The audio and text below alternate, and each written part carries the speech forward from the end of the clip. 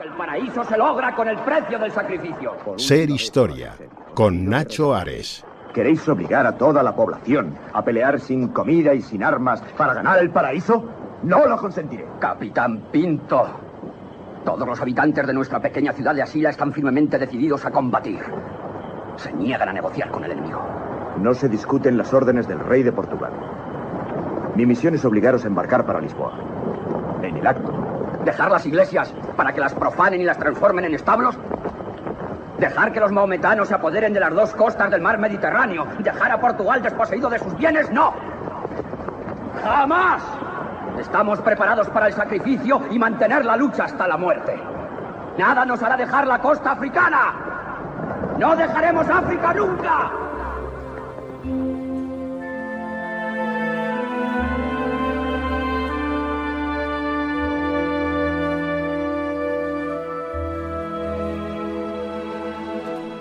Escuchamos un fragmento de la película La batalla de los tres reyes, un sinónimo de la batalla de Alcazarquivir, producida el 4 de agosto del año 1578 en Marruecos, una batalla en la que falleció Sebastián de Portugal. Por lo menos desapareció. No hay constancia de que el cuerpo fuera recuperado, pero sí que dio pie a una historia que poco tiempo después se convirtió en uno de los cotilleos más intensos de la corte española en el reinado de Felipe II, la historia del pastelero del Madrigal, en donde un individuo se hace pasar por el fallecido Sebastián de Portugal. Es una historia que, como vemos, podemos buscar muchos paralelos con nuestra cotidianidad, con las noticias que podemos ver en nuestros días y sobre todo muchas leyendas urbanas, ¿no? Cuando hablamos de esos personajes que quizá no han muerto, se dicen que no han muerto, que se han cambiado el rostro, que han cambiado su identidad para huir de un país determinado por haber cometido una serie de crímenes. Bueno, pues todo ello está enmarcado en una historia bastante oscura, pero no deja de ser historia, como la de la princesa Carabú, que a principios del siglo XIX apareció en Inglaterra. Decía ser una princesa venida de un lugar muy exótico y que, bueno, pues en primer momento engañó, no a muchos, pero engañó a algunas personas que abrieron las puertas de la corte de aquella época, como digo, en el primer tercio del siglo XIX.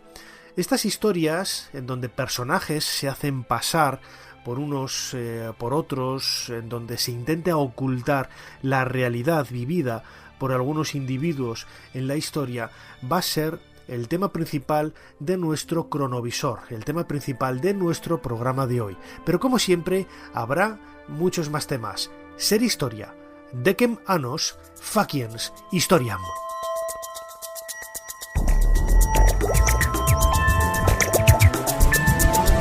Bienvenidos a Ser Historia. Mucha gente me pregunta que qué es eso de decem annos faciens historiam. Bueno, es 10 años haciendo historia.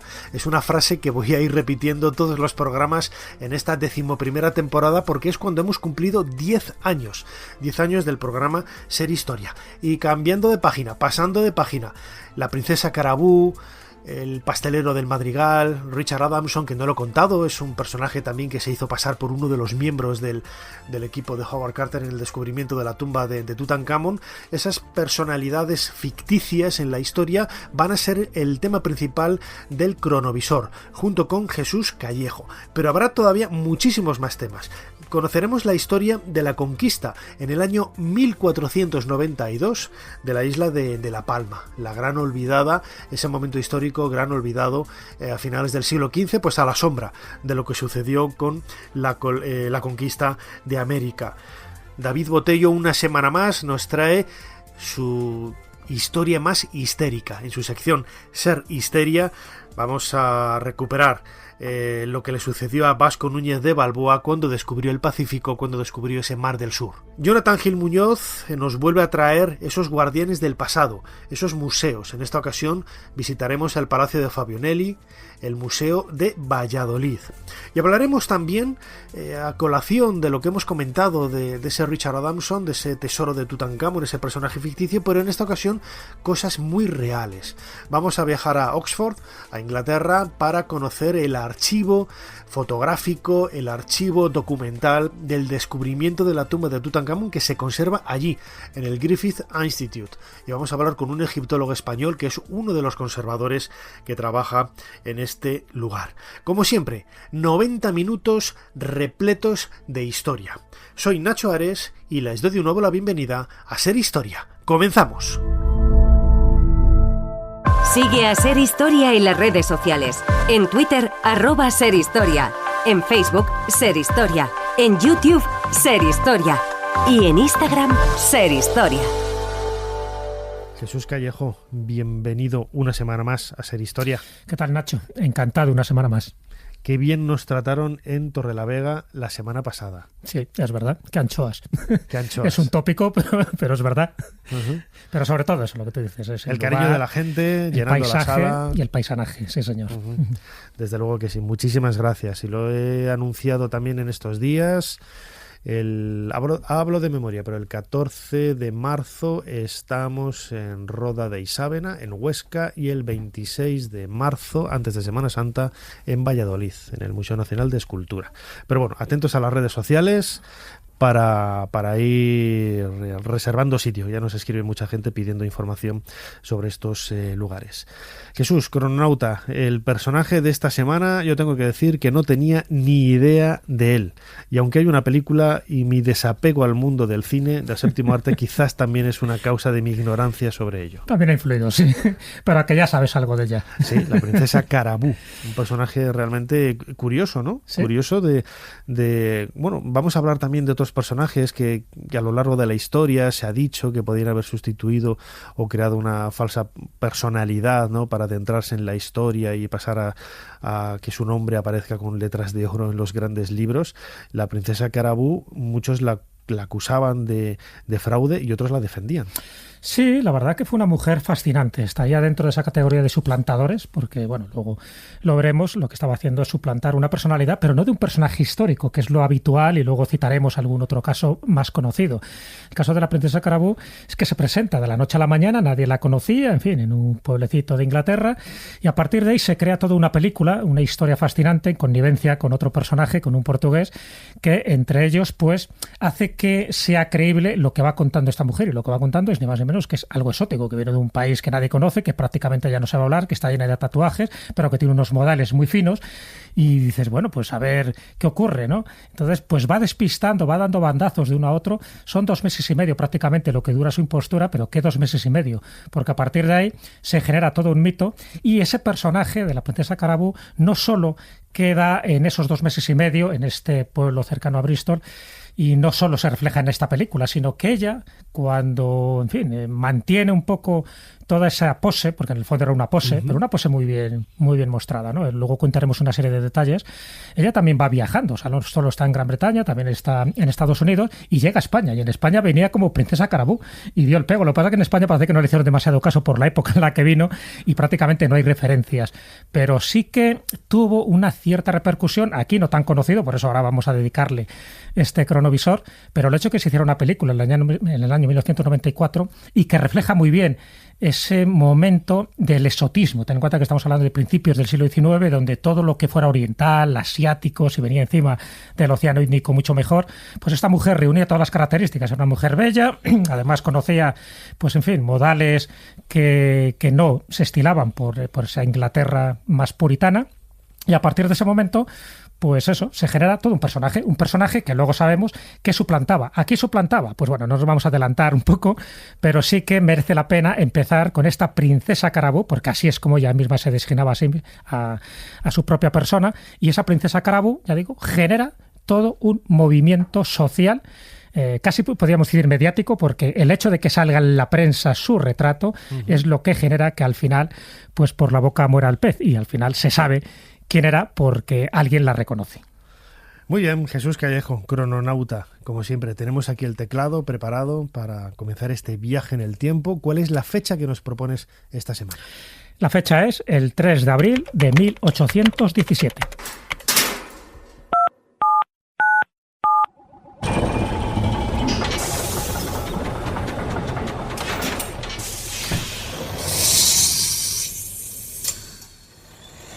Adelante, pasen. Jesús Callejo les está esperando junto al cronovisor.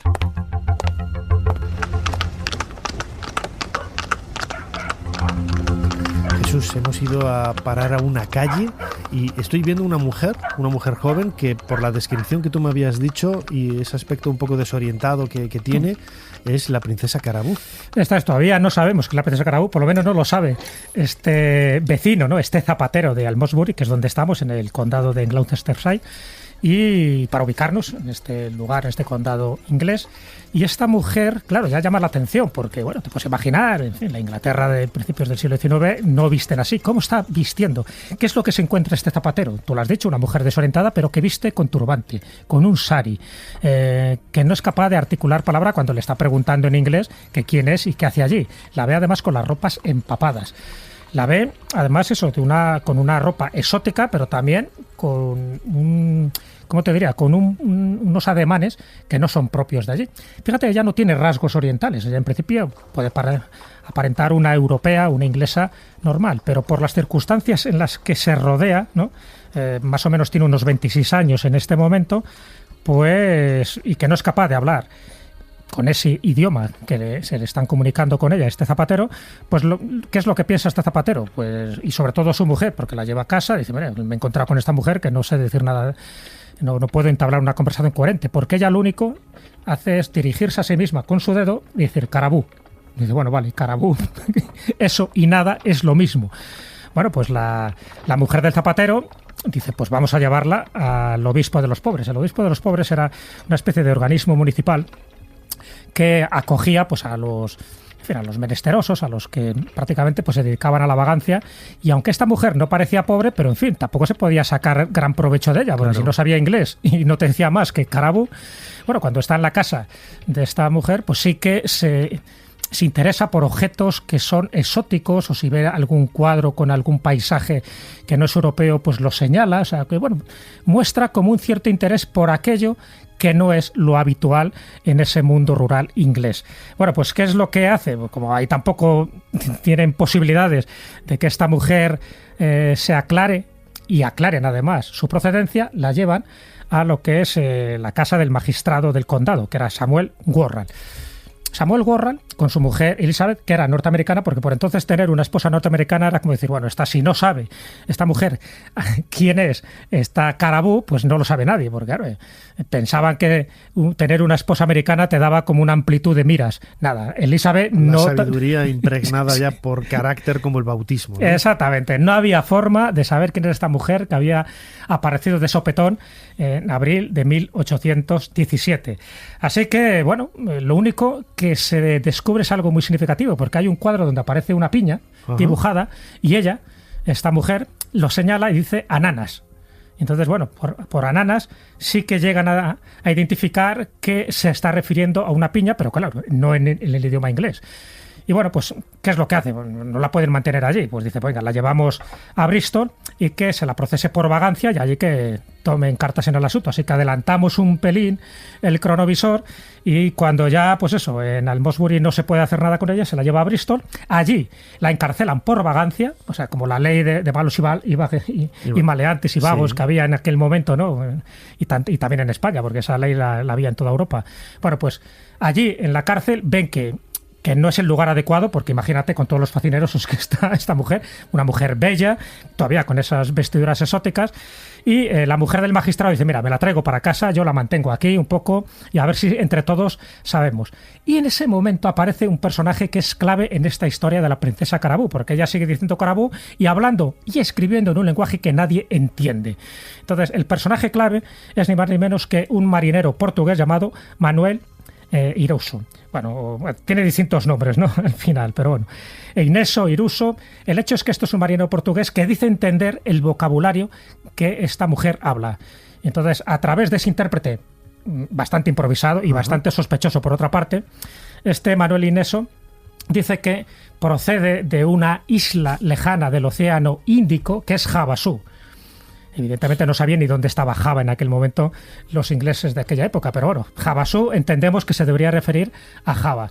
Y que ella era una princesa que había sido raptada por unos piratas, como consecuencia de lo cual la habían llevado en un barco y cuando se acercó cerca del canal de Bristol, ella saltó por la borda y nadando pudo llegar a este pueblo y por eso se la encontró con las ropas empapadas. Claro, lo llamativo era un poco la ropa precisamente, ¿no? Que era una ropa oriental y los tatuajes, ¿no? Que en aquella época los tatuajes eran insólitos y que los llevara una mujer muchísimo más todavía. Mucho más, claro, es que todo daba el pego, evidentemente, unos tatuajes que llevaba en manos, en piernas, pero también detrás de la nuca, ¿no? Luego se descubrió que eso tenía que ver con una intervención quirúrgica que tuvo de pequeña. Pero en ese momento todo daba la sensación de que efectivamente la historia que contaba este marinero portugués, pues coincidía un poco con lo que ella quería interpretar de sí misma. Por eso digo que parece que había una cierta connivencia.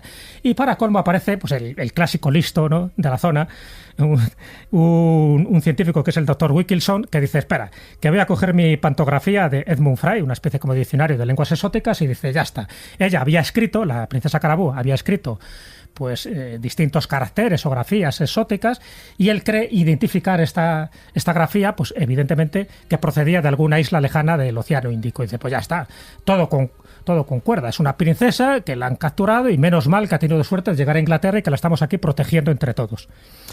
Ella lo que hace es que una vez que se integra ya en sociedad, pues ya la dan unas vestimentas un poco más adecuadas, ¿no? Aunque sigue teniendo su toque exótico. Los nobles la quieren ver porque, bueno, no deja de ser como una especie de atracción de feria, claro, salvando las distancias, ¿no? Ella reza a un dios que lo llama Alak Talag, con lo cual dices, no, tampoco es un dios musulmán, ni nada, Alak Talag. Es muy diestra, por ejemplo, con el tiro con arco, lo cual también es muy raro porque, en fin, una campesina de la zona no sabe tirar con arco. Sabe montar a caballo, en fin, y empieza pues a aprender inglés. Entonces ese inglés es lo que la permite pues ir descifrando más partes de esa historia ignorada de ella. Y claro, la gente queda fascinada. ¿Qué ocurre? Pues que la invitan a salones, la invitan a bailes, además ella baila danzas exóticas, no son los clásicos bailes ingleses y europeos del momento. Me recuerda un poco a la Mata Hari un siglo después, ¿no? Durante la Primera Guerra Mundial, que no, a ver, todo el mundo sabía que Mata Hari era de los Países Bajos, pero lo cierto es que, bueno, pues no voy a decir que engañara, ¿no? Pero se presentaba como una mujer exótica precisamente por esa ropa y esos bailes, ¿no? Claro, lo que pasa es que Mata Hari sabíamos que era una espía y ese era como su disfraz, pero es que esta mujer en principio nadie sabía quién era. En principio se cree en la historia. Bueno, se lo creen hasta que dura lo que dura. ¿Por qué? Porque una vez que tiene esa repercusión social y mediática, le hacen un retrato y aparece en uno de los diarios locales, en el diario de Bristol. Cuando aparece su retrato en el diario de Bristol, una mujer, que era la señora Neal, dice... Desde la Toñi, es la Toñi. Dice, hombre, pero si esta es la hija del zapatero de Devon. Y entonces da parte de que esta mujer ella la había tenido como criada y que desde luego no era ninguna princesa exótica, que todo lo contrario, que era, bueno, una mujer bastante listilla, muy imaginativa, en fin, muy fantasiosa, pero como que la princesa Carabú, ¿qué demonios está diciendo esta mujer? Bueno, a partir de ahí empiezan a tomar cartas en el asunto las autoridades locales y ella pues ya tiene que confesar, y dice, bueno, pues es verdad, yo me llamo Mary Wilcox, es lo que dijo. Ella cuenta un poco toda su vida en ese momento que ya digo que dura 10 semanas, no mucho más, pero 10 semanas que hizo un cierto revuelo, que era Mary Wilcox, que era esa, la hija del zapatero del condado de Devon, que se había casado con un pescadero que al poco tiempo la abandonó, y que, bueno, pues con el tiempo pues ella se cambió el nombre, era Mary Burgess. Con Mary Burgess se casa con un tal Richard Baker, y este nombre es el que ella adopta a partir de ese momento, ¿no? Que es Mary Baker. Bueno, pues Mary Baker deja de ser la princesa Carabú. Dura lo que dura, ya digo, porque en ese momento no quieren saber ya nada de ella por una historia muy, muy fácil, porque es que el escándalo que se había producido y un poco la credibilidad que ella le habían dado, pues era un arma que va en contra de aquellos que la habían defendido, entre ellos el doctor Wilkinson, que iba diciendo que había interpretado su lengua ignota. Ella hablaba un poco de romaní, porque se sabe que, en fin, reconstruyendo las lagunas de su vida, pues estuvo con una pandilla de cíngaros y bueno, pues todo eso es lo que ella hizo que creara todo un vocabulario. Un personaje, ¿no? Y creara un personaje en definitiva. Era un personaje, la verdad que un personaje fascinante y para el poco tiempo que duró, estupendo. Y bueno, pues al final la embarcan a Filadelfia en 1817, muy poco tiempo dura en Bristol. Y aquí se da una anécdota muy curiosa, porque dice que rumbo cuando la mandan a Estados Unidos, a Filadelfia, que parte el 28 de junio, Ella dice que hace una parada y fonda en la isla de Santa Elena, que por entonces es donde estaba confinado ni más ni menos que Napoleón. Y la leyenda urbana dice que Napoleón se sintió prendado de ella. Bueno, tampoco me extraña, porque el hombre no tenía otra cosa que hacer. Viene una mujer exótica y le cuenta todas estas aventuras de la princesa Carabú, y yo creo que él quedó prendado. Le duró nada, hasta que partió el barco otra vez a Filadelfia, pero no solo está en Estados Unidos, vuelve otra vez a Gran Bretaña, y vuelve a Gran Bretaña otra vez con la misma impostura, diciendo que es la princesa Carabú. Lo que pasa es que ya nadie hacía caso, porque ya había corrido la noticia. La voz, ¿no? Claro. Entonces es cuando también viaja a Francia, cuando viaja a España, con el mismo disfraz, ya digo, no le hacen ni caso, y ahí es cuando regresa a Inglaterra. En Inglaterra es donde se vuelve a casar, y ahí es donde adoptaría el nombre este de Mary Baker que os decía. Y mira tú por dónde, de ser una princesa, en fin, con todo el glamour que ella tenía, se la ve en 1839 vendiendo sanguijuelas para la enfermería del hospital de Bristol. O sea, dices que bajo caído. De un lugar muy lejano llegó una hermosa muchacha que decía haber sido raptada por unos piratas y ser hija de un rey. Carabú. Tenía costumbres exóticas, era sorprendente y poseía un gran encanto. Causó sensación en la sociedad de la época. Fue envidiada. Creo que proviene de una tribu de mujeres guerreras. Es una impostora. Perseguida. ¿Tienes alguna idea del peligro que corres? Dios mío, nos persigue el ejército. Pero también amada.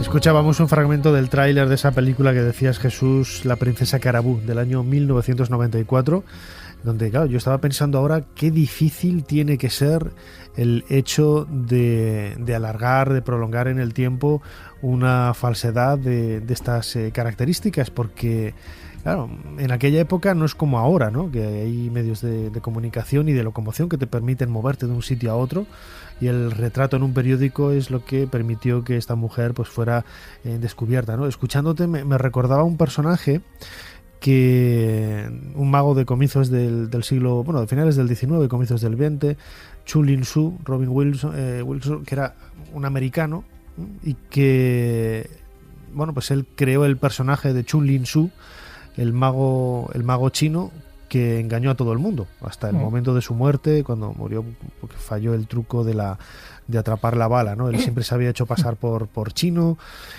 toda la gente que había a su alrededor en el espectáculo eran chinos, hablaban con él en chino, aunque él no entendía nada. En las ruedas de prensa que hacía a los medios de comunicación, cada vez que iba a una ciudad simulaba hablar en chino. Él estaba escuchando perfectamente la pregunta que le hacían en inglés, respondía en chino falso al chino, y ya estaban compinchados ya con los ayudantes para traducir lo que fuera menester. Pero bueno, era parte de ese personaje, ¿no?, que se había creado para engañar, entre comillas, porque la magia no deja de ser un engaño, un pacto al que llegas con el espectador, ¿no?, para disfrutar de un efecto, de un espectáculo. Bueno, pues dentro de esa magia de Chu Lin Su estaba el hecho de crearse un personaje absolutamente ficticio, ¿no?, y consiguió pues engañar a muchos. Lógicamente los magos amigos de él, como Harry Houdini, Thurston, muchos de la época, Harry Kellar, sabían quién era Chu Lin Su, ¿no? Lo que pasa es que, bueno, habían guardado también el secreto, ¿no?, como parte un poco de la genialidad del espectáculo de este americano, ¿no? Y escuchándote, como digo, la historia de la princesa Carabú, me preguntaba yo, y ahora hablaremos de otros personajes, ¿no?, como el pastelero del Madrigal. ¿Qué es lo que empuja a una persona a hacer una cosa así? Porque me parece ridículo. Claro, en este caso es lo más enigmático, porque es verdad que la mayoría de los suplantadores intentan buscar algo, un beneficio, poder. Por eso normalmente intentan suplantar a alguien que era muy conocido.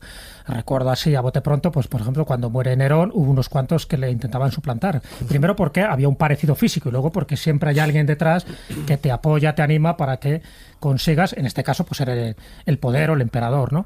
Me acuerdo también, por ejemplo, con Luis XVII, ¿no? El famoso hijo que tuvieron María Antonieta y Luis XVI, pues siempre se sabe que fue confinado en la Torre de Londres, murió muy joven, pero bueno, como poca gente sabía que había muerto, pues hubo unos cuantos pretendientes al trono diciendo que era Luis XVII, con lo cual dices, bueno, pues lo puedes entender. ¿Por qué? Porque es que estamos hablando de toda una dinastía real. O, yo qué sé, por poner otro ejemplo, el caso de Juana de Arco, incluso. Cuando ella muere ejecutada, muere quemada, aún así hubo otras doncellas de Orleán que decían que era Juana de Arco que no había muerto. Bueno, puedes entenderlo. ¿Por qué? Porque tienes un poder espiritual, porque tienes un poder económico, sencillamente porque tienes el poder en términos amplios. Pero en el caso de la princesa Carabú, no. O sea, no conseguía ningún beneficio, salvo que se quisiera meter dentro de una sociedad que en principio por su origen era prohibitiva, es decir, meterse en la alta clase. Llegó hasta donde llegó, porque ya digo, a los 2 meses y medio, cuando apareció ese retrato en el diario de Bristol, pues la pillaron. Entonces ya luego tuvo ya una vida oscura, pero como que ella no quiso resignarse a esa vida oscura, ¿no? Hasta el punto, ya digo, que incluso en Francia y en España seguía con esas mismas vestimentas y a ver si alguien la creía. Al final acaba casándose con este hombre, con Richard Baker, tiene una hija y se pierde un poco el rastro, ya primero como vendedora de sanguijuelas, como te digo, para este hospital, y luego se sabe que vive hasta los 74 años, muere un día de Navidad de 1864, lo que pasa es que al final está enterrada en una tumba sin nombre en Bristol. Es decir, que al final, ¿qué se intentó conseguir? Bueno, pues una cierta fama. Si no hubiera sido por esta impostura, no estaríamos hablando de ella, pero no consiguió nada económico, no consiguió ninguna relevancia social permanente y duradera, salvo lo que le duró esos 2 meses y medio. Entonces sí que es muy llamativo. Por el caso del pastelero del Madrigal, sí, porque lo que quería era aparentar, decía que era ni más ni menos que el rey Sebastiano, que no había muerto en la batalla del Guadalquivir. O en el caso de otros suplantadores, pues te puedes imaginar que siempre hay un interés crematístico. Ya digo, en el caso de la princesa Carabú, pienso, en mi interpretación, es que era una fantasía desbordante que tenía esta mujer, que utilizó sus conocimientos pues para crearse un personaje. Su personaje de hija de un zapatero no la convenía, no la gustaba, y pensó que podía tener la púrpura, la gala, la pompa y la circunstancia necesaria, y a fe que la tuvo, pero a lo mejor, como ella hubiera deseado, no era así. Fíjate que has mencionado la historia del rey Sebastián de Portugal, que precisamente su muerte en la batalla de Alcázar-Quibir en el siglo XVI hizo nacer, bueno, pues que muchas personas intentaran adoptar su nombre y su aspecto y todo, y lo que has hecho también en la investigación, eso de el sebastianismo, ¿no? El término que se utiliza precisamente para esas personas que intentan emular o tomar la personalidad de una persona que ha muerto, que es que se ha dicho de todo el mundo, de Elvis Presley, de Jesús Gil también se dijo que no había muerto, o sea, de muchos se puede adoptar, no sé, la idea del sebastianismo, de la falsa muerte, ¿no? Para ocultar pues unas circunstancias que bueno, pues que huyendo de los problemas que pudiera tener con la justicia, etcétera, pues deciden cambiar de físico, de nombre, de todo, simplemente desaparece. Y jugándose la vida como se la jugó este Gabriel de Espinosa. También es verdad que las circunstancias eran propicias para ello. Mira, básicamente, poniéndonos en contexto histórico, la batalla del Guadalquivir es el 4 de agosto de 1578. Ahí muere el rey Sebastián, el rey don Sebastián, como se les llamaba, era muy jovencillo, tenía 24 años, en esta batalla, ¿no? del norte de África. Además, la llaman la de los 3 reyes porque muere él y los 2 sultanes que pretendían el trono de Marruecos. Y entonces, a partir de ahí, claro, primero, cuando muere, en fin, no la reconocen bien, en fin, quedaba bastante desfigurado. Ten en cuenta que 2 años después, al no haber un sucesor claro en la corona portuguesa, es su tío, el rey Felipe II, el que se encarga de administrar y de regir los destinos de Portugal. Y eso no gustaba, ¿no? Que un Habsburgo pues estuviera allí. Entonces siempre hubo esa corriente, que es el sebastianismo, que ya venía de antes, ya venía incluso de algunas obras proféticas donde decía que llegará un rey que pacificará y que será un poco como el rey del mundo, aquel que traerá bienestar y prosperidad a esa nación.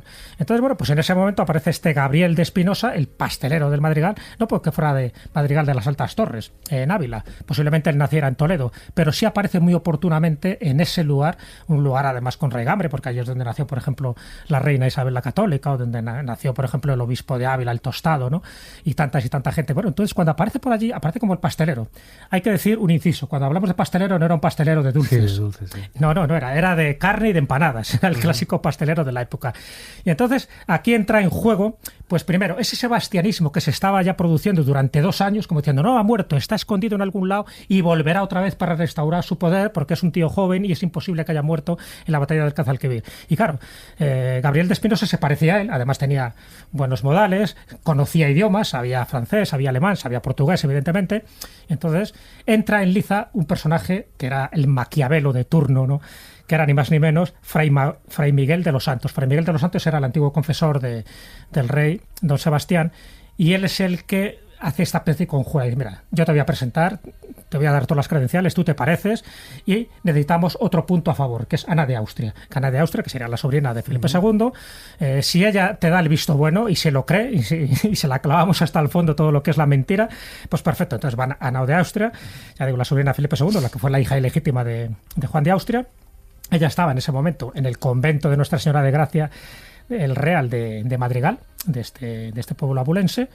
Y oye, Ana de Austria, inexplicablemente, se cree toda la historia. Y dice que sí. Sí. Y no solo se lo cree, sino que se enamora de Gabriel de Espinosa. Y no solo se enamora, sino que le da las joyas para que acredite un poco la fiabilidad de todo su relato. Y aquí ocurre lo que ocurre, lo estoy contando de una forma muy rápida. ¿Qué ocurre? Pues que Gabriel de Espinosa, junto con Fray Miguel de los Santos, se frota las manos y dice, ya está, lo tenemos conseguido, y a partir de aquí vamos a crear una pequeña revolución para echar a Felipe II del trono de Portugal. Pero Gabriel de Espinosa es un bocazas y en una taberna de Valladolid empieza a alargar. Y encima empieza a enseñar las joyas de Ana de Austria. Y entonces eso llega a oídos, ¿no?, de los espías, llega a oídos de Felipe II, y Felipe II, pues, ¿cómo se las gastaba en aquella época? Ve para acá, guapo. Le ahorcó, y no solo le ahorcó, le decapitó, y los trozos importantes de su cuerpo los dejó en las 4 puertas principales de Valladolid, como escarmiento. Bueno, por supuesto, el Fray Miguel de los Santos le ocurrió 3/4 de lo mismo. También le decapitaron y, por supuesto, con todos los deshonores posibles. Pero ¿qué hicieron con Ana de Austria? No se la podía ejecutar de esta forma, ¿no? En fin, se la lleva a otro convento y está totalmente confinada hasta la muerte de Felipe II. Es Felipe III el que la vuelve a restaurar y la da un cargo honorífico, que es el de abadesa perpetua, ni más ni menos que en el monasterio de las Huelgas Reales de Burgos, que era como darte el premio gordo, pero solo tuvo que ser con Felipe III. Bueno, pues Gabriel de Espinosa, el famoso pastelero de Madrigal, queda un poco como referencia de cómo intentas utilizar una leyenda mesiánica y mística y secular como es el sebastianismo para intentar imponer en el poder a alguien que no tenía ninguna acreditación real. Pero casi lo consigue, digo casi lo consigue si no fuera porque es un bocaza. Ya sabes que este tipo de planes al final siempre muere por lo mismo, ¿no? Por hablar demasiado. Esto es lo que me preocupa. Tiene un color diferente, o sea que los saqueadores de tumbas tal vez entraron por aquí. ¿Y por qué iban a molestarse en darle yeso y rellenar de nuevo el túnel? No lo soporto, por favor, rómpala. Ali.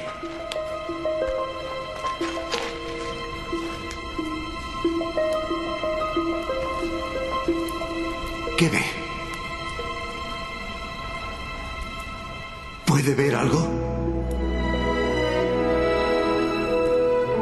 Sí. Cosas maravillosas. Cosas maravillosas.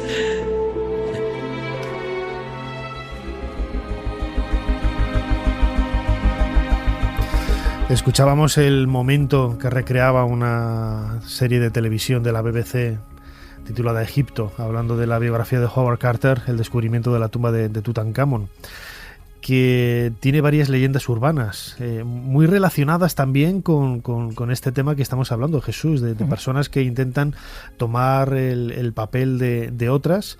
Hay 2 relacionadas con la tumba de Tutankamón, una de ellas ya hemos hablado en su momento, ¿no?, de la historia del niño aguador, que nunca existió, pero que ahora los hijos de Ahmed Abderrasul, que fue el hijo del jefe de los obreros que trabajó con Carter y que posó con él con ese collar famoso cuando tenía 10 años ese collar de Tutankamón.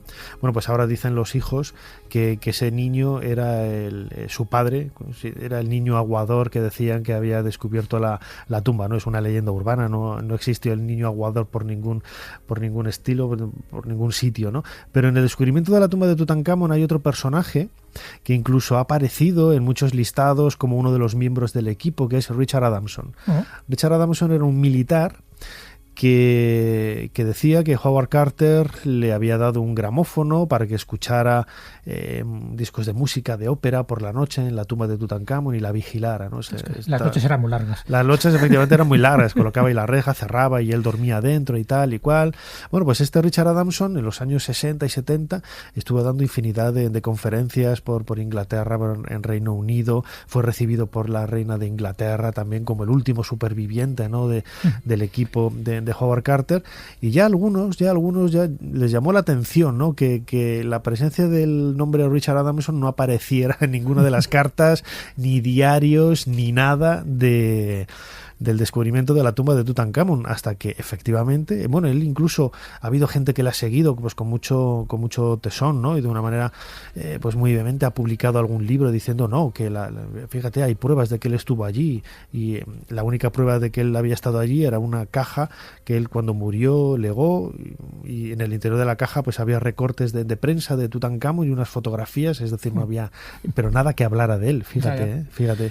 Y se demostró que ni había estado en Egipto, ni se le esperaba, ni se le conocía, ni nada. Y fíjate, metió un gol por toda la escuadra a mucha gente. Fíjate, en el libro que yo publiqué en 2002, Tutankamón, el último hijo del sol, yo lo menciono, lo pongo como uno de los nombres de los miembros del equipo. Y este Richard Adamson, pues realmente, claro, cuando se haga la reedición para el centenario, desaparece de ahí, ¿no? Desaparece totalmente. Pero fíjate, el hecho de gente que intenta...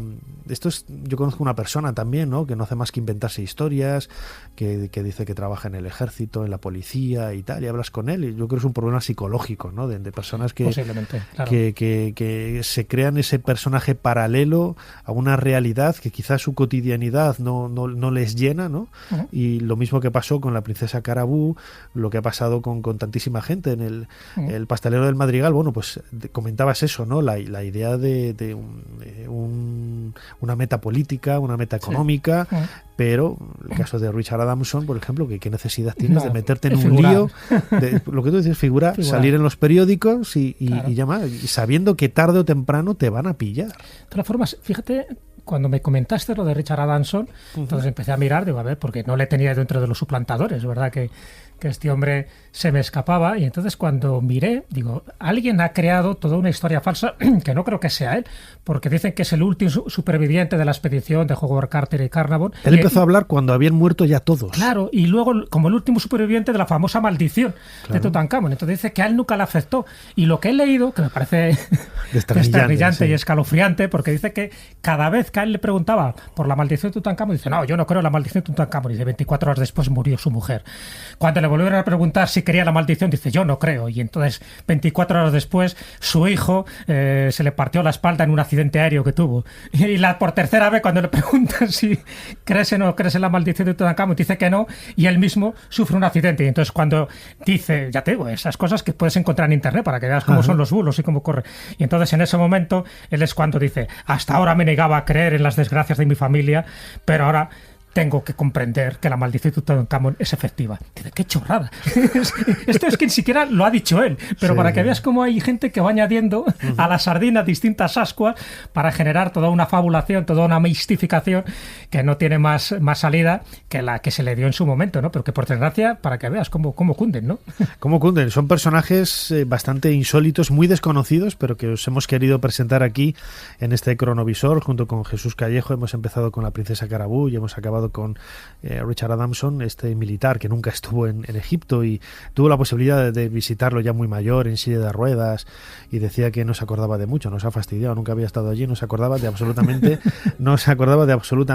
nada. Pero bueno, todo un personaje, Jesús Callejo, la princesa Carabú, quizás el protagonista especial de nuestro programa de hoy, con esa vida a lo largo del siglo XIX, dando tantos disgustos a los nobles de la época y pero en definitiva un personaje curioso, real de nuestra historia.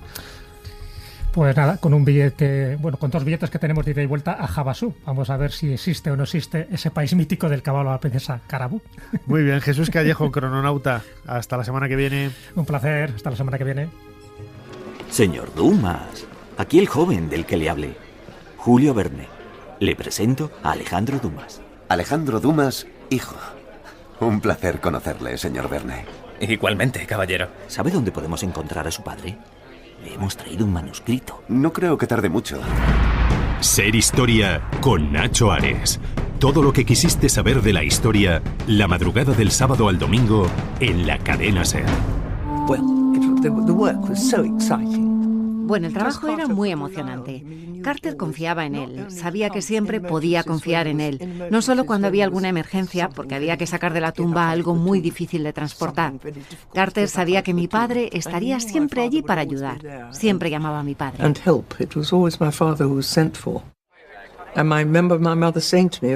Recuerdo que mi madre me dijo, he tenido noticias de papá.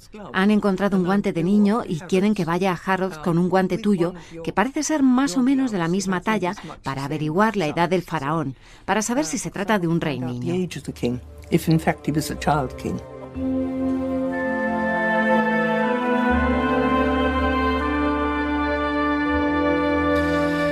Escuchábamos de fondo a Margaret Mace, hija de Arthur C. Mace, uno de los arqueólogos que trabajó con Howard Carter en el descubrimiento de la tumba de Tutankamón. Historia viva de la arqueología. Ella falleció más o menos hace unos 15 años. Y desde luego, escuchando el relato de Margaret, uno se acerca a la intrahistoria, ¿no? Como decía Unamuno, de ese descubrimiento, ¿no? Aspectos que quizá han quedado en el olvido y que solamente han llegado a nosotros a través de fotografías, de imágenes en documentales de televisión, y sin embargo, pues en definitiva, un marco histórico realmente extraordinario del que estamos a punto de cumplir 100 años. Quería hablar de ese legado precisamente más allá de los objetos que se conservan hoy en el Museo del Cairo, pues con una persona que está muy de cerca de ese legado más de trabajo de campo, ¿no?, que dejó Carter, que es el Griffith Institute de Oxford, en donde se conservan todas esas fichas, esas fotografías, esos documentos que nos hacen retrotraernos en el tiempo. Para mí y para muchos, yo creo que uno de los momentos más brillantes, si no el más brillante, y más allá del brillo del oro, de la historia de la arqueología. Francisco Bosch, bienvenido a Ser Historia. Hola, ¿qué tal? Encantado de compartir unos momentos con vosotros. Francisco Bosch es un egiptólogo, él es conservador de este archivo del Griffith Institute de Oxford. Francisco, la primera pregunta que te quería hacer, ¿cuál es el origen? Imagino que alguien recopilaría, ¿no?, todas esas fichas, todos esos diarios, esas cartas, esas fotografías, y llegarían de alguna manera al Griffith Institute de Oxford, donde tú trabajas. Pues sí, todo esto estaba en manos del propio Carter. Carter muere en el año 1939 y deja todas sus pertenencias a su sobrina favorita, que era Phyllis Walker, que vivía en Marble Arch, en Londres. Gente que había participado, que habían sido miembros del equipo de Carter, entre ellos el profesor de Liverpool, Percy Newberry, y Sir Alan Gardiner, jugaron un papel muy importante en intentar convencer a Phyllis Walker de la necesidad de sacar toda esa documentación de Londres, la guerra era inminente, y depositarla en algún sitio como para que esté bien cuidada.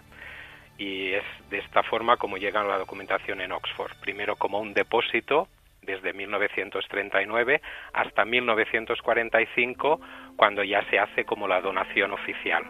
Un año más tarde llegarán 2.000 fotografías, las famosas fotografías de Burton, y luego material adicional se va a ir llegando en lotes en los siguientes años. Claro, la gente lo comentaba yo ahora en la introducción, ¿no? Tiene la idea del tesoro de Tutankamón a través de las piezas que se conservan en el Museo del Cairo y que dentro de poco van a ir al GEM, y que, bueno, pues aparecen en infinidad de documentales de televisión, en películas, en portadas de revistas. Sin embargo, gracias al trabajo de Harry Barton, como decías ahora, el fotógrafo del Metropolitan, y sobre todo esos diarios y ese trabajo más de campo de Carter, la información que conserváis ahí en Oxford es valiosísima, ¿no? Para recrear casi la hora a hora, ¿no? del descubrimiento de la tumba de Tutankamón. Exactamente, incluso la posición exacta de los objetos en la tumba. Evidentemente hoy en día podríamos criticar algunos de los procesos que se llevaron a cabo durante la excavación, pero para ese momento la verdad es que se hizo con un cuidado y una precisión hasta el momento nunca vista. Tenemos distintos tipos de documentación. Evidentemente hay planos, dibujos, pero también están las famosas, creo que hay casi 3.000 fichas de los objetos donde se describe al objeto, pero también su posición. Hay fichas adicionales donde se describe el tratamiento de conservación que se le hizo. Y ahora que mencionabas el Grand Egyptian Museum y el hecho de que todos los objetos se van a mover hacia allá, estas fichas de conservación son, por ejemplo, muy importantes y sabemos que los colegas egipcios las consultan constantemente, porque necesitan saber qué se hizo entonces en los objetos antes de volverlos a mover y si se tienen que hacer otros tratamientos, por ejemplo. Además, toda esta información está online, ¿no? Desde el trabajo de que Jaromir Malek hizo, pues comenzó hace unas décadas, y antes de jubilarse yo creo que lo completó, ¿no? El hecho de poder tener un acceso libre desde cualquier lugar del mundo a través de Internet de todas esas fotografías, esas fichas, esa documentación tan valiosa. Sí, esto es importante porque justo poco después, unos años después que la documentación llegara, empezaron a publicar libros, es decir, publicaciones tradicionales de grupos de objetos desde el 63 al año 90 y se publicaron, por ejemplo, un volumen sobre arcos, un volumen sobre cajas con juegos, un volumen sobre determinado tipo de inscripciones. Lo que se dieron cuenta era que a ese ritmo se necesitarían 200 años para publicarlo todo. Y es cuando ya se decidió aprovechar de esta nueva cosa entonces, que era el Internet, para poder toda la documentación online. Es importante decir, a Carter le llevó unos 10 años vaciar la tumba. Poner toda la documentación online comportó 17 años de trabajo, desde 1990 hasta el 2012 aproximadamente, que es cuando ya se da forma a lo que ahora tenemos en nuestra web, que se llama Tutankhamun Anatomy of an Excavation, anatomía de una excavación, donde están todos los journals and diaries y planos y descripciones y dibujos, etcétera, etcétera. Francisco, yo recuerdo en una conversación con Jaromir Malek, lo he comentado en otras ocasiones aquí en Ser Historia, el hecho tan llamativo de que de esos miles de objetos, unos 5.000, 6.000 objetos que había en la tumba de Tutankamón, a pesar de la importancia y del eco público que tuvieron ya desde el año 1922, el 4 de noviembre, cuando se llega a ese primer escalón, muchos de ellos están inéditos, ¿no? Por ejemplo, él me llamaba la atención sobre la famosísima máscara, ¿no? Y que todo el mundo la conoce, pero no hay una publicación científica al uso, ¿no? como otros objetos, ¿no? Y que poco a poco se ha ido adelantando mucho trabajo, como decías ahora, ¿no? Entre el 63 y el 90 han aparecido monografías de grupos de objetos dentro de un campo determinado, pero todavía es muchísimo lo que queda por hacer, y de ahí el valor, ¿no? de la documentación que conserváis ahí en el Griffith Institute de Oxford. Sí, tienes toda la razón. De hecho, creo que son palabras del mismo Malek, que él siempre decía, ahora ya lo utilizamos ya todos como si esto ya fuera parte de un dicho que todo el mundo utiliza, pero creo que es de Malek, que la verdadera maldición de la tumba de Tutankamón es que los objetos no se han publicado y que solo un 30% probablemente ha sido tratado de una forma propiamente científica. Es cierto que ahora, con la excusa, entre comillas, el traslado de los objetos al nuevo museo y nuevos trabajos de restauración, esto ya está cambiando.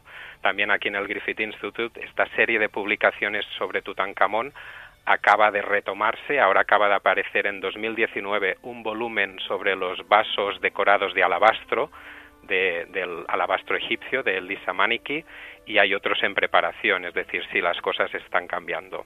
Por alguna razón, el oro de Tutankamón es como crea cierta urticaria a grupos de egiptólogos. Es como que el oro despista y muchos autores no han querido meterse en el estudio de todos los objetos de la tumba. Entre esa documentación también hay cartas, pregunto, no lo sé, también hay cartas personales del propio archivo de Carter que él, bueno, pues tuviera con miembros de la familia Carnarvon o con otros personajes de la egiptología del momento. Tenemos algo de correspondencia de cartas, lo que pasa que no es el volumen más importante. Un grupo de cartas se vendió hace poco en subasta, siguen apareciendo documentación de vez en cuando en subasta y nosotros fuimos informados tarde y no pudimos reunir el dinero para intentar obtenerlas. Lo que sí que tenemos es un grupo interesante de lo que nosotros llamamos fan mail, que son cartas o crank mail, cartas de locos, de gente que se quedó pasmada con el descubrimiento y que a lo mejor enviaban cartas a Carter y él decidió guardarlas, y es un grupo entretenido de leer porque incluso lees cartas de alguien que te dice que es la reencarnación de Tutankamón, gente que le pide cosas de la tumba, y una muy curiosa y que todos aquí le tenemos especial cariño, de un niño de 7 años que le quiere ser no dice la palabra correcta, creo que dice egyptologist en el futuro, porque claro, esto para los críos, un descubrimiento y poderlo ser partícipes día a día de lo que la prensa iba sacando, pues marcó. Imagino que entre esas cartas de locos, como dices, Francisco Bosch, conservador del archivo del Griffith Institute de Oxford, habrá también algunas de esas cartas que el propio Carter menciona en los 3 volúmenes que él publicó sobre Tutankamón, hablando de los avisos que él recibía, ¿no? De ten cuidado, la maldición está ahí, te puede suceder esto, lo otro, entra haciendo este tipo de ritual con un vaso de leche, un cuenco. Estoy recordando así un poco de la última vez que leí el libro, ¿no?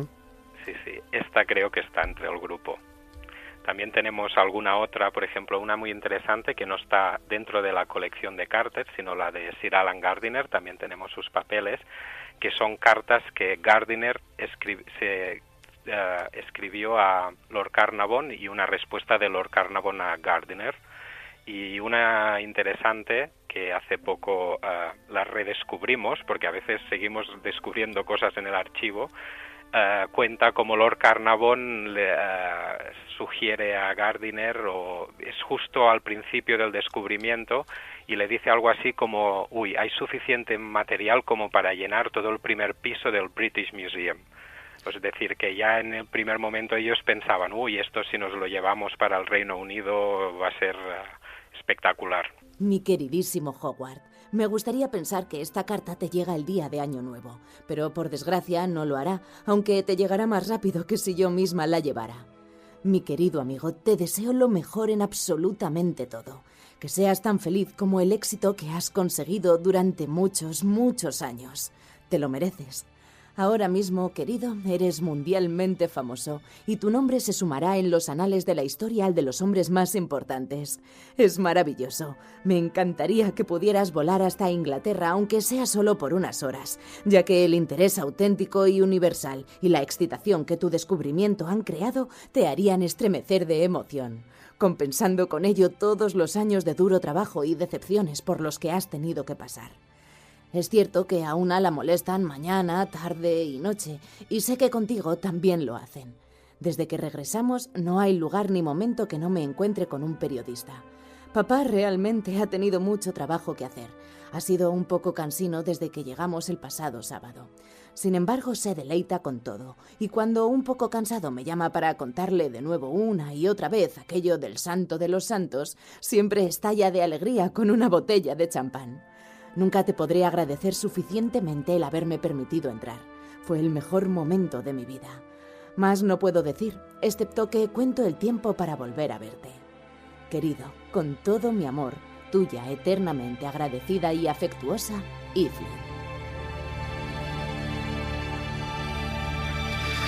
Escuchábamos una una carta escrita por Lady Evelyn Herbert, luego Lady Beauchamp, la hija de Lord Carnarvon, el mecenas que patrocinó el descubrimiento de la tumba de Tutankamón, de ese mismo diciembre del año 1922, agradeciendo a Carter, a su amigo. Hay gente que yo creo que de una manera malintencionada ha intentado ver una carta de amor más que una carta de agradecimiento, cuando ese trato que escuchábamos ahora pues era el mismo que tenía con la esposa de Lord Carnarvon. Carter era uno más de la familia Carnarvon prácticamente, a pesar de las distancias que hubo en algún momento, ¿no? Pues esta carta de Lady Evelyn Herbert nos acerca a ese momento tan intenso de emociones, de pasiones, de momentos inigualables, ¿no?, en la vida de cualquier persona que se enfrenta pues a lo que debió de ser, y todos intuimos un poco, ¿no?, el descubrimiento de la tumba de Tutankamón. Francisco Bosch, conservador del archivo del Griffith Institute de Oxford, donde se conserva gran parte de esa documentación relativa al descubrimiento de la tumba de Tutankamón. Escuchábamos ahora en las palabras de Lady Evelyn Herbert el momento emocionado que además vosotros conserváis una de las dos copias, ¿no?, que hay de fotografías de Harry Burton que se realizaron en aquella época. Hubo una tercera que Carter regaló precisamente a España, a la Casa de Alba, pero que se perdió en la Guerra Civil, y en la actualidad quedan dos juegos de fotografías, ¿no?, dos juegos de esas copias, uno en Oxford y en otro en el Metropolitan de Nueva York. Las fotografías de Barton, esos negativos en cristal tan maravillosos, son propiamente, lo decía al principio, casi historia viva de la arqueología, ¿no? Acercarse a ello, tú que tienes la oportunidad de verlos a diario, de trabajar con ellos, tiene que ser emocionante, ¿no?, trabajar con esas fotografías tan universalmente conocidas, los que nos sentimos tan cercanos y enamorados de la historia de Egipto, y que nos han acercado tanto, ¿no?, a conocer ese momento tan brillante. Sí, la verdad es que son imágenes, como tú dices, icónicas, que ya forman parte de todos nosotros. La gente reconoce esas fotografías con las cartelitas, con los números de los objetos todavía in situ, y luego detalles de objetos, etcétera. La verdad es que sí, que es una pasada poder ver los negativos, porque uno prefiere no tocarlos mucho porque son importantes y están bien guardados en los stacks, y los vamos digitalizando, cada vez se van escaneando con más resolución por si algún día pasara algo. Pero sí, la verdad es que las imágenes son espectaculares. Creo que tenemos se ha calculado que hay sobre unas 2000, y la verdad es que en ese momento dedicar tantos recursos a fotografía era algo nuevo, nunca se había hecho antes, y Carter pues utilizó al mejor, que era Burton, un tío que se había formado en Italia, que vivía en Florencia, trabajaba para los mejores, que era el Metropolitan, y el Metropolitan pues muy hábilmente dijo: muy bien, yo os presto a nuestro fotógrafo con la condición de que se echen dos fotografías de cada objeto, así nosotros nos quedamos con una de las copias. Lo que pasa que evidentemente dos copias nunca son exactas, y luego desde el Griffith y con gente del Metropolitan hubo intercambio de fotografías para completar los dos sets. La verdad es que sí, y además tenemos la suerte de tener álbumes con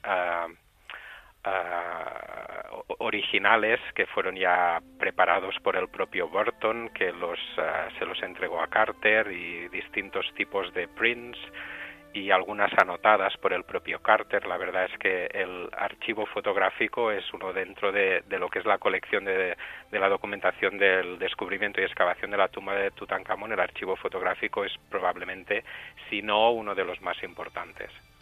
Desde luego que sí, una historia fascinante la que rodea al descubrimiento de la tumba de Tutankamón. No solamente esos objetos, no solamente la idea de visitar la tumba en el Valle de los Reyes, en Luxor, en Egipto, sino también la documentación, ¿no?, que es otro de esos pilares a partir de los cuales se construyó el momento del hallazgo de la tumba de Tutankamón. Eso es lo que hemos intentado recordar y recuperar en los últimos minutos, ¿no?, de la mano de Francisco Bosch.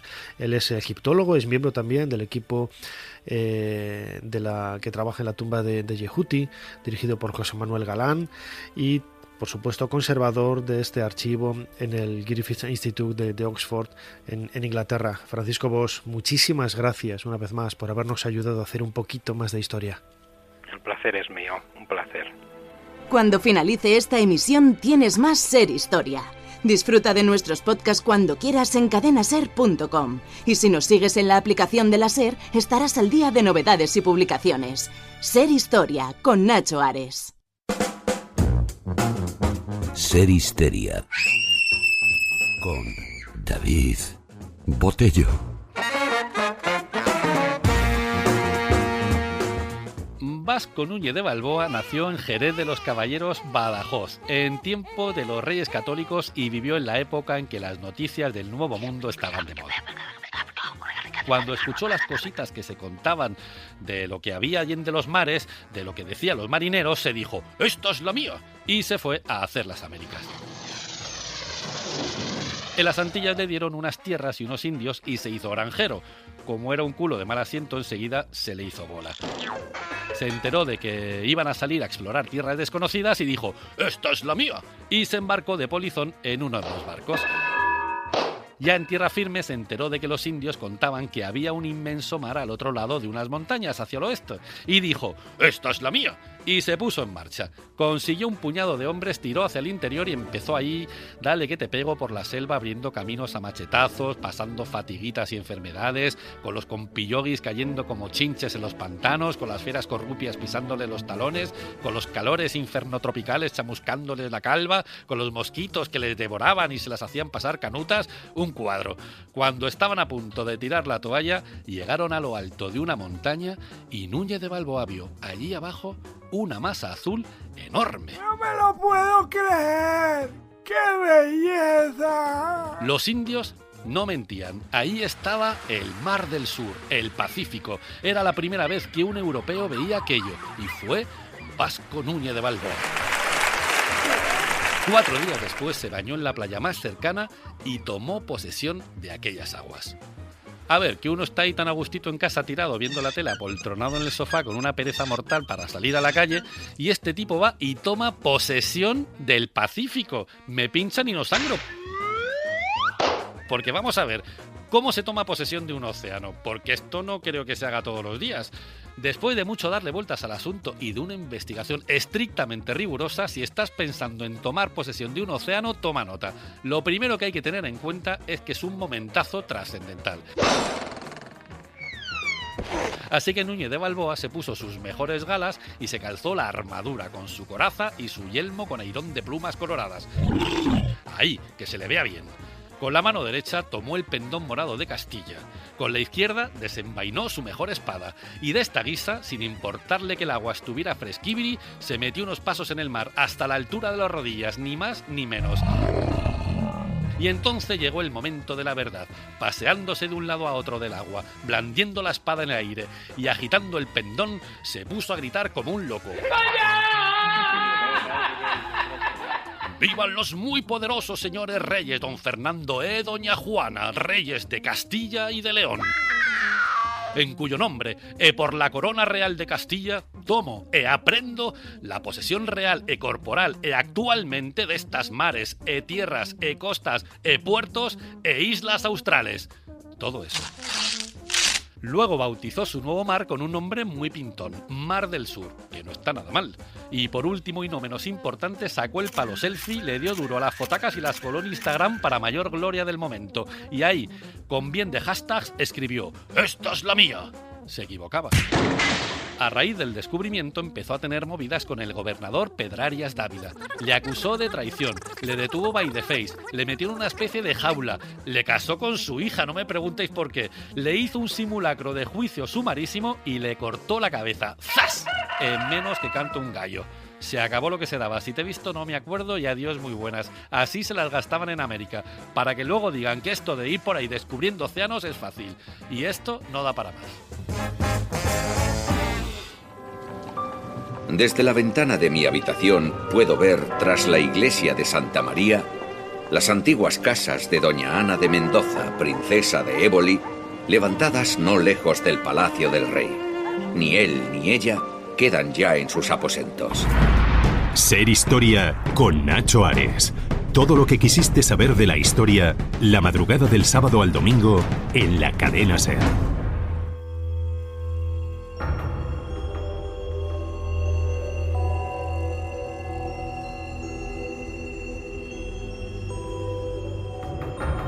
El que más hizo fue don Alonso Fernández de Lugo, que era alcaide de la Torre de la Gaete y de allí salía algunas veces y entraba en Tenerife en partes remotas, en donde hacía algunas presas de poca consideración.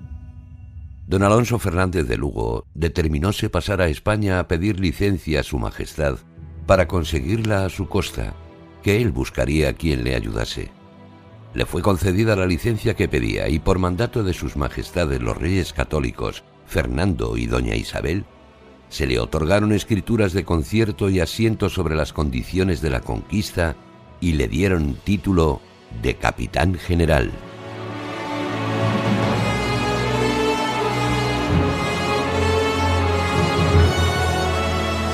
El texto que acabamos de escuchar en la voz imponente de nuestro compañero Julio López pertenece a la historia de las Islas Canarias, un libro publicado en el año 1676, en el último tercio del siglo XVII, y pertenece a Juan Núñez de la Peña. Nos habla del momento en el que la isla de La Palma es conquistada por los españoles, que fue en un año, el año 1492, que lógicamente todos pensamos en ese mes de octubre, en esa llegada de Colón a América, y muchos de los hechos históricos que suceden precisamente ese mismo año han quedado en la sombra. Para los canarios es un momento importante y queremos recordarlo aquí, ¿no? Sobre todo porque hace unas semanas me escribió Gorka Garmendia, con quien vamos a hablar ahora, precisamente llamándome la atención, ¿no?, sobre este tema que merece la pena, desde luego, pues ser abordado en este programa. Gorka Garmendia, bienvenido a Ser Historia. Muchas gracias, Nacho. Encantado de estar en Ser Historia. Gorka Garmendia es en realidad educador ambiental, pero es un aficionado a la historia increíble. Él, a pesar de su nombre y de su apellido, su madre es de La Palma y le encanta la historia de este lugar. Él ha publicado con Canarias eBook una novela titulada Benaguare o la sonrisa de Ideira, en donde se cuenta precisamente con muchos detalles esta conquista española de la isla de La Palma en el año 1492. Gorka, imagino que en aquella época el resto de islas ya estaban, bueno, ya tenían presencia, ¿no?, española. Los indígenas de La Palma serían conscientes de que nosotros somos los últimos, pero en algún momento caerá, ¿no? Sí, bueno, realmente la última isla en caer fue Tenerife, que fue en 1496, pero en 1492 comenzó la conquista de La Palma, de Benaguare, que es el nombre aborigen. Ya sabemos que todas las islas tienen sus nombres originales, ¿no?, que fueron sustituidos. Y sí, los aborígenes de La Palma pues no sabrían lo que sucedía en las otras islas, ya que eran civilizaciones independientes, no conocían la navegación, de manera que no podían saber lo que sucedía en las demás islas. Lo que sí sabían es que antes, a mediados del siglo XV, ya habían intentado tomarlos, ya habían intentado invadirlos, y habían rechazado a los castellanos por las armas. Habían una expedición de Hernán Peraza, un navegante castellano, había sido rechazado por las armas, y esta segunda intentona de Fernández de Lugo, de Alonso Fernández de Lugo, pues iba a ser la definitiva, no sin mucho esfuerzo. Uh-huh. Parece que precisamente como tú comentas y como escuchábamos en el texto de Juan Núñez de la Peña, Alonso Fernández de Lugo, que luego pasa a tener un título importante en relación a la isla, fue el que tuvo la iniciativa, ¿no?, de conquistar La Palma, y imagino que tendría el éxito y el reconocimiento de todos los castellanos, todos los españoles de la época. Alonso Fernández de Lugo fue un subordinado de Pedro de Vera, que fue el conquistador de Gran Canaria en 1483, y estando como jefe del acuartelamiento de Agaete, que es una población de Gran Canaria, pues pensó, ¿por qué no voy a intentarlo con las dos islas que quedan, La Palma y Tenerife? Y entonces solicitó las capitulaciones a los reyes católicos, los cuales se la dieron, y una recompensa si conquistaba La Palma de 700.000 maravedíes. Y bueno, con esa recompensa y con buenos pertrechos de naos, carracas y casi 800 efectivos, pues desembarcó en Tazacorte, en la parte occidental de La Palma, el día 29 de septiembre de 1492, es decir, el día de San Miguel, de ahí viene el nombre de la isla, que es San Miguel de la Palma. Y bueno, una vez hubo desembarcado con todo ese ejército, pues pactó con muchos de los 12 reinos que ocupaban la isla, 12 reinos aguaras, y digo aguaras porque es el gentilicio de la isla. Se confunde por metonimia Guanche con todas las islas, pero en realidad Guanche es el gentilicio de Tenerife, exacto, en La Palma es aguara. Pues Fernández de Lugo pacta con bastantes de estos bandos, de estos tribus, de estos reinos que hay en La Palma, con otros tiene algunos escarceos que resuelve fácilmente, pero con uno de ellos, con el bando de Acero, el que corresponde con la parte más alta, escarpada, inaccesible de la isla, pues ahí tiene sus problemas, porque es el cacique de este reino, que se llama Tanausú, decide no pactar, elige la guerra, y le cuesta a Alonso nada menos que 8 meses reducirlo. Uh-huh. Imagino que uno de los objetivos planteados para conquistar la isla de La Palma sería, pues, desde el punto de vista geoestratégico, desde el punto de vista económico.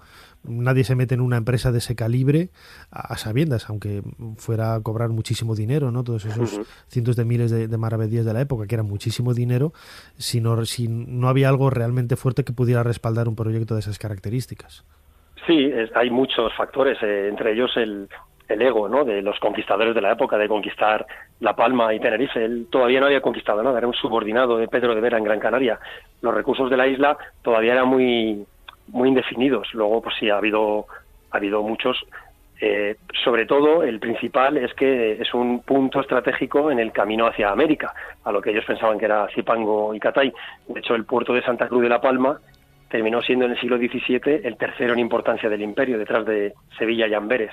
Así que la motivación principal, pues hay varias. Ahora bien, la motivación principal de los reyes, sobre todo Isabel, era la evangelización de esas personas que vivían allí, su inclusión en el cristianismo, algo que obviamente consiguieron. También es verdad que con una especie de sincretismo con las religiones locales, cosmogónicas, con las religiones de los indígenas, pues hubo una especie de mezcla, pero el catolicismo fue el que se impuso, y con él el objetivo principal de los reyes católicos, que era ampliar las fronteras del cristianismo. Uh-huh. ¿Qué es lo que nos cuentan los cronistas de la época, los historiadores de la época, de lo que había en la isla de La Palma? ¿Cómo era ese pensamiento? Acabas de hablar un poco de la religiosidad, imagino, pues más vinculada a aspectos de la naturaleza, no tan enrevesados desde el punto de vista teológico como el cristianismo de una tradición judía, etcétera, que venía desde Occidente.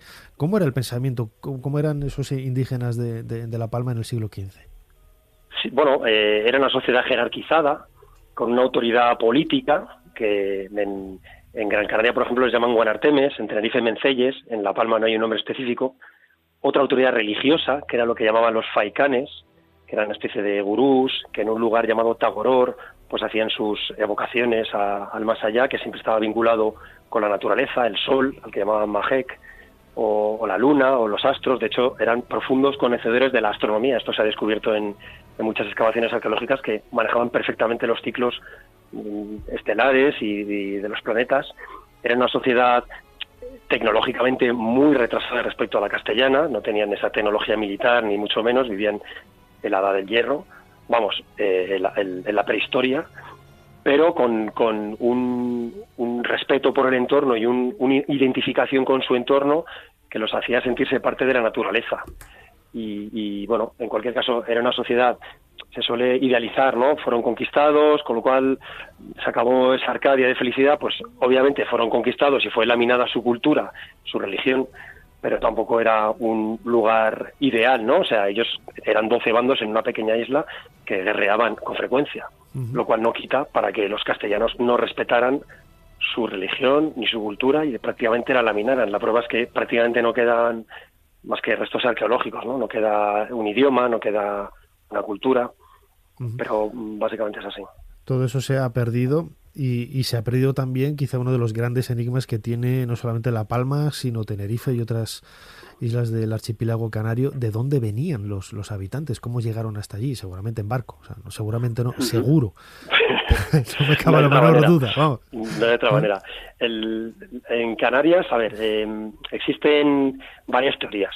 La más plausible establece que vienen del norte de África. Son las tribus Amazic, que los romanos llamaron despectivamente bereberes. Esa palabra viene de bárbaros, pero son los Amazic, que vivían en una región que va desde Egipto hasta las costas de Mauritania, llamada Tamazga, donde hablaban un idioma, el tamazic, que es el idioma que pasó a las Canarias. Lo que pasa es que aislado pues evolucionó de manera diferente. Entonces estos bereberes, estos amazic, fueron deportados seguramente por los romanos. Es verdad que la primera datación arqueológica que hay en Canarias, que está en Lanzarote, es del siglo X antes de Cristo, es muy prerromana, pero la principal oleada se considera que fue con la presencia romana en el norte de África. Esa presencia romana empujó, deportó a cientos de individuos amazic hacia las islas, y una vez deportados allí, pues no conocían la navegación, no podían moverse. De hecho, las sociedades están aisladas, no se comunicaban entre islas. Es un poco la versión más posible, ¿no?, del poblamiento original de Canarias. Claro, esa desconexión con otras islas también les haría ser ignorantes de lo que estaba sucediendo en otras islas, en el sentido de que los castellanos habían llegado y habían conquistado. Quizás ellos no se lo esperaban, o bueno, antes comentabas, ¿no?, que ya había habido algunos intentos, ¿no?, pero se sentían fuertes, ¿no?, ahí en su isla. Efectivamente, sobre todo el bando de acero, el que te comentaba antes, el de Tanausú, ese era el más orgulloso de todos. Los demás, algunos pactaron, otros guerrearon pero levemente, no tuvieron muchas opciones, y sí es verdad que incluso en La Palma, antes de la conquista, había pequeños asentamientos castellanos, básicamente religiosos, de monjes y así, que estaban ya empatizando con la población de una manera pacífica y estaban comenzando la cristianización, pero no era una invasión en toda regla, ni mucho menos. Lo que sí es verdad es que, mira, la conquista de Canarias comienza con Jean de Bettencourt en 1402, al comienzo del siglo XV. En ese momento, cuando toma Lanzarote y Fuerteventura, las primeras islas que conquista, en las otras islas no tienen ni idea de lo que está pasando, obviamente, no se comunican entre ellas, y no hay forma de enterarse. Cuando se enteran es cuando arriban a sus costas los barcos castellanos, claro, ese es el momento en el que se dan cuenta, no antes. El cambio, intuyo que sería brutal desde una sociedad prehistórica, sumida en la edad del hierro, y de pronto llegan los castellanos y revolucionan absolutamente todo, no solamente con sus medios de locomoción, de moverse de un sitio a otro, sino también imagino que con técnicas de cultivo, con ideas de mercado, con una manera para confeccionar aperos diferente, etcétera, ¿no? Sí, la tecnología no tiene nada que ver una con otra. La otra es totalmente prehistórica. La pena es que no hubiera un síntesis de ambas civilizaciones para prosperar juntas, porque la civilización castellana no consideró para nada lo que había allí, o sea, lo laminó y ya está. Pero sí es verdad que se mantuvieron cosas. De hecho, hay bailes, hay alimentos, el famoso gofio que todos conocemos, de hecho es una palabra amazic. Otros detalles de la gastronomía, de la cultura, perduran, pero sí es verdad que la tecnología, la forma de ver la vida castellana fue la que se impuso y no dio lugar al desarrollo de la civilización autóctona. Además, a pesar de los reyes católicos que se opusieron, sí hubo esclavos, hubo esclavitud, se tomaron a los mejores hombres como esclavos, y bueno, eso en todas las islas, de muchas hubo verdaderas masacres, lo cual da pie a pensar que no hubo opción para que se desarrollara las poblaciones locales de otra manera más que asumiendo al invasor, claro. Pero bueno, es así como funciona la historia. No estoy haciendo una denuncia, estoy definiendo cómo fue aquello. Sí, lo hemos dicho muchas veces, ¿no? El historiador no tiene que hacer juicios morales, sino contar lo que sucedió y ya está, ¿no? Todos ya sabemos por dentro lo que pasó, pero lo mismo que vivieron los canarios lo vivimos nosotros con la llegada de Roma, y antes de Roma, pues con otros. Esto es el pan nuestro de cada día. Claro. En tu novela Benaguarem o La sonrisa de Ideira, publicado, como decíamos antes, por Canarias eBook, es una novela histórica que recrea este momento. Imagino que es difícil, ¿no?, documentarse cuando hay muy pocas evidencias, no ya solo arqueológicas, sino también documentales, ¿no?, que es el instrumento con el que se hace la historia, para saber qué es lo que había antes. Y claro, porque al llegar los castellanos y lo que dices, ¿no?, laminarlo todo, no ha quedado prácticamente nada, ¿no?, de ese recuerdo anterior al siglo XV. Bueno, queda la toponimia. En los yacimientos arqueológicos se han encontrado pues iconografía que además es similar a la que se encuentra en el continente africano, las palabras que perduran en el idioma o en el dialecto canario, muchas son de origen amazic, o sea que sí hay un hilo del que tirar. En cuanto a la documentación para Benaguare o la sonrisa de Idaira, recuerdo que Benaguare, que al oyente le puede sonar rara esa palabra, es el nombre aborigen de la isla de La Palma. Pues para la documentación de la novela sí hay mucho a partir de la ocupación, lógicamente. Previamente se basa en arqueología, pero sí se saben cosas suficientes como para articular una novela en la que se pueda describir el funcionamiento de las sociedades locales, su religión, qué comían, si pescaban, si cazaban, cómo vivían, cómo enterraban a sus muertos, cómo adoraban a sus dioses. Todo eso sí existe. Es verdad que parte de esa información está sujeta a la interpretación y casi siempre me he encontrado 2 o 3 versiones de todo, pero bueno, hay que elegir una de ellas, la que te parezca más lógica, y con eso hay material más que de sobra para una novela histórica fiel y rigurosa con las sociedades locales. Con la sociedad castellana, pues obviamente, vamos, hay mares de documentación. En definitiva, la novela lo que permite es eso, ¿no? A partir de unos hechos reales, recrear, reconstruir, que también ayuda, ¿no? Un poco al lector a sumergirse en un mundo apasionante, a partir del cual, bueno, pues él puede sentirse incitado, ¿no? Empujado a buscar otras referencias, otros libros con los que ampliar ese conocimiento. Recomendamos desde aquí Benaguare o La sonrisa de Idaira, publicado por Canarias ebook, una novela histórica de nuestro invitado Gorka Garmendia. Gorka, lo dicho, muchísimas gracias una vez más por habernos ayudado a hacer un poquito más de historia. Muchas gracias a ti, Nacho. Y bueno, sí quiero recordar que en este libro, que es una novela, pero es riguroso con la historia, no es una novela sin más, está basada en muchos datos y he procurado cuajarla de anécdotas, de curiosidades que hagan interesante al lector sumergirse en esta etapa de nuestra historia, ¿no? Detalles, pues si me permites tan solo uno para ilustrarlo. Sí. Detalles, claro, tú has dicho antes la coincidencia con la conquista de América, ¿no? Con el año 1492. Es exactamente en el 93 cuando se termina la conquista de La Palma, pero Alonso Fernández de Lugo, el conquistador, pues conocía, era amigo, era además colega de Cristóbal Colón y es seguro que se vieron. Ambos tenían la misma profesión, ¿no? Que era conquistador. Pero ambos tenían además un objetivo, y esto pues, es una de las anécdotas que ilustran la novela. Tienen un objetivo más prosaico, que era la gobernadora de la isla de La Gomera, una mujer llamada Beatriz de Bobadilla, que según la Real Academia de la Historia es una mujer cruel, ninfómana y codiciosa, así nada menos que la define la Real Academia de Historia. Si al final vamos a lo que vamos. Exactamente. Tanto Colón como Cristóbal como Alonso, sí, conquistaban sus territorios, pero su conquista principal intentó ser esa. Y fíjate hasta qué punto que Colón retrasó su viaje hacia lo que él pensaba que era Zipango y Catay un mes nada menos. Salió el 3 de agosto, todos sabemos, de Palos, pues se pasó un mes en Canarias. Dice que arreglando el timón de la Pinta. En realidad se pasó el tiempo en La Gomera cortejando a Beatriz de Bobadilla, que era su objetivo número 1, y aquella que era la viuda del gobernador de La Gomera, que había sido expulsada de la corte por Isabel, precisamente por esos escarceos con el rey, nada menos, con Fernando. Pues Isabel la manda allí a La Gomera, que es como si hoy te mandan a la Antártida, y allí pues ella, pues esa codicia la demuestra pues liándose con Colón y también con Alonso Fernández de Lugo. El tiempo ha puesto a Alonso Fernández de Lugo, es verdad, en un escalón inferior al de Colón en cuanto a la historiografía, porque Cristóbal Colón es conocido en todo el planeta, Alonso no, pero el que se casó con Beatriz de Bobadilla fue Alonso Fernández de Lugo. Que le quiten lo bailado. Claro. Eso es. Muy bien, Gorka, lo dicho. Recomendamos esta novela, Benaguare o La sonrisa de Idaira, publicado por Canarias ebook. Insisto, Gorka, muchísimas gracias una vez más por habernos ayudado a hacer un poquito más de historia. Muchas gracias a ti, Nacho.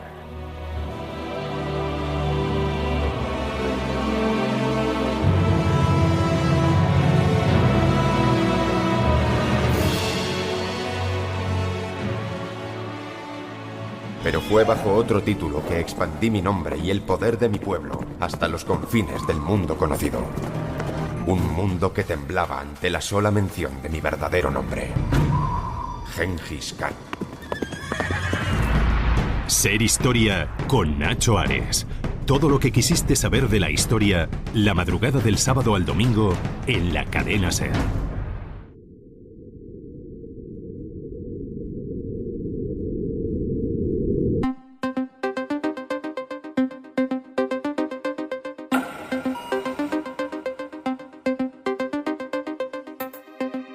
No hay nada más apasionante, por lo menos para mí, que visitar un museo. Es una suerte de edificio mágico que nos permite, por medio de salas, casi cápsulas del tiempo, acercarnos a la realidad vivida por nuestros antepasados hace décadas, siglos o incluso miles de años. Guardianes del pasado, precisamente, es el título de esta sección que inauguró ya en esta 11ª temporada Jonathan Gil Muñoz. En esta ocasión nos lleva hacia Valladolid, además a un museo que yo conozco muy bien, el Palacio Fabionelli, un lugar para mí entrañable, porque ahí pasé muchísimos años de mi infancia y de mi juventud, y en donde podía, pues redescubrir un poco la prehistoria, la romanización, pero también verdaderas joyas de la historia de la pintura que se conservan en este palacio tan llamativo y tan emblemático. Jonathan Gil Muñoz, como digo, en estos Guardianes del pasado, nos lleva al Palacio Fabionelli, al Museo de Valladolid, la capital castellana.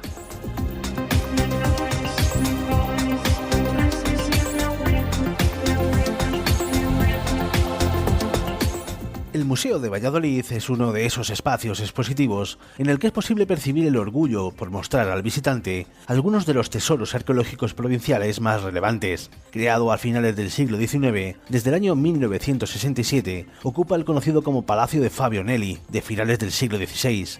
Un enorme edificio de estilo renacentista que alberga un total de 18 salas que abarcan desde el Paleolítico hasta el mundo visigodo y que está completado con otras 8 estancias en las que se puede contemplar un variado número de piezas de diferentes épocas como retablos, pinturas, mobiliario, etc. El acceso al museo es un zaguán de estilo castellano que preside una enorme arca de recaudación del siglo XIX. Seguidamente se llega a un bello patio que constituye el mejor de los preámbulos antes de visitar la exposición permanente del museo, distribuida entre la planta baja y 2 más, a las que se accede por una escalera con balaustrada de piedra y artesonado de nogal. Así, las primeras salas recogen los testimonios prehistóricos descubiertos en la provincia de Valladolid. De esta época destacan 2 conjuntos: el ajuar funerario campaniforme de Fuente de Olmeda, datado entre el 1800 y 1700 a.C., y el conocido como Tesorillos de Padilla de Duero del siglo I a.C., formado por joyas y monedas aparecidas en el pueblo vaceo de las Quintanas. Pasamos ya al mundo romano. A la vista de la cantidad de piezas que se exponen, queda patente la gran importancia que tuvo la provincia de Valladolid durante esta época. Reflejo de esto son 4 piezas ante las que hay que detenerse. En primer lugar, el busto de Medina de Rioseco del siglo II después de Cristo y descubierto en 1868, que muestra a un joven varón y que podría ser la obra de un escultor griego procedente de Asia Menor. También del siglo II es la estatua de Isis, una escultura femenina sin cabeza ni brazos que pudo llegar a Valladolid desde Italia en la época de Felipe III. Especialmente interesante es la tesela de hospitalidad de Montealegre de Campos, un documento jurídico realizado en bronce por el que se renovaba el pacto de hospitalidad entre la ciudad romana de Coca, en Segovia, y el grupo indígena de los Majilancos. Por último, destacaré el mosaico de las estaciones del siglo IV, en el que aparecen la diosa Diana y 4 alegorías de las estaciones del año. Dejamos el mundo romano y subimos a la tercera y última planta del museo para visitar la sala dedicada a la cultura altomedieval. Aquí se exponen tesoros hispano-visigodos, como algunos canecillos de la iglesia mozárabe de San Cebrián de Mazote, un tenante de altar visigodo de Bamba o una apatena y jarrito litúrgico procedente del pueblo de Quintanilla de Arriba. De esta forma concluye el espacio dedicado a la arqueología provincial y comienza el itinerario por las salas del segundo bloque temático en el que se divide el Museo de Valladolid, las Bellas Artes. Aquí destacan 4 piezas: el sarcófago del infante don Alfonso del año 1291, una urna de cristal del siglo XVII, una maqueta del Ayuntamiento de Valladolid del siglo XIX y el curioso sillón del diablo del siglo XVI. Un particular viaje a través de la historia de la provincia de Valladolid que es posible gracias al cuidado con el que se guardan y exponen infinidad de tesoros arqueológicos y artísticos en uno de los museos con más solera de España.